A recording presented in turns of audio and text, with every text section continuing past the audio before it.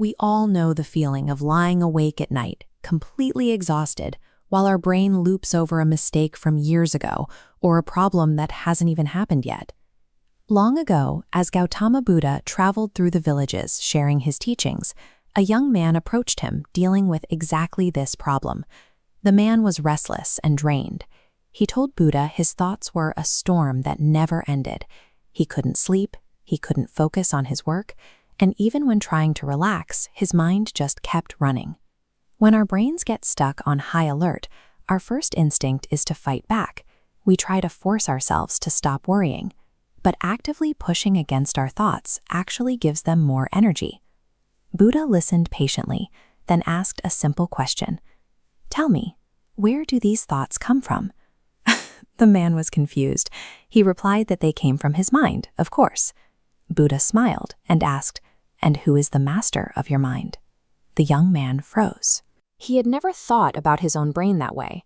We get swept away by anxiety because we assume we are the authors of every thought that pops into our heads.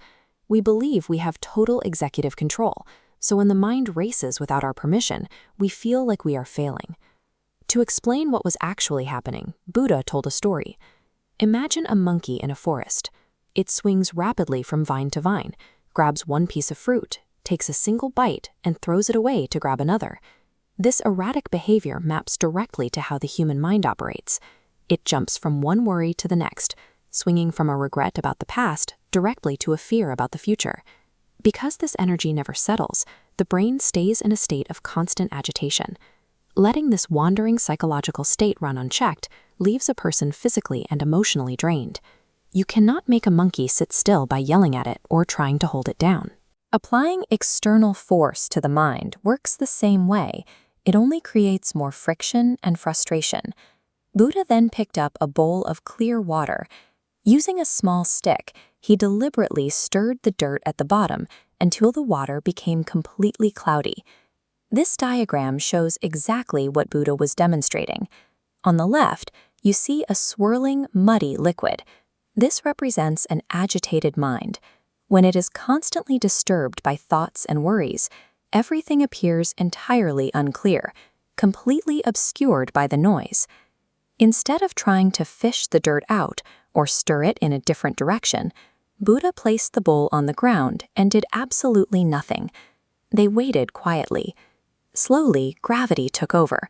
The mud drifted down to the bottom of the bowl, and the water's natural transparency returned. This is the psychological law of non-resistance. True mental clarity only returns when we stop interfering and allow our agitated thoughts to settle naturally. The young man saw the water clear, but he still had a practical problem. If we shouldn't force our thoughts to stop, how do we keep them from controlling our behavior? Buddha told him the answer is detached observation. Instead of actively suppressing your worries, you simply watch them happen. Look at this rapid time lapse. Some thoughts are like heavy storm clouds, dark and frightening. Others are light and pleasant. They move through the mind constantly, but notice how the bright blue expanse behind them remains completely untouched. You are not the temporary weather of your thoughts. You are the permanent underlying awareness that observes them. When the young man asked if his mind would ever be entirely peaceful, Buddha was honest. It happens step by step.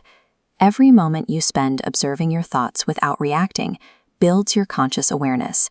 He gave the man a simple practice to take with him. Whenever your mind becomes restless, take one slow breath. Use that physical sensation to anchor your wandering attention right back to the present moment. The young man bowed deeply. He had arrived at the village completely overwhelmed by internal chaos. When he walked away, he carried a profound stillness and a genuine understanding of how his own mind worked. True mental freedom comes from surrendering the illusion of control. By stepping back and simply watching the storm, we finally allow the mind to settle into its natural peace.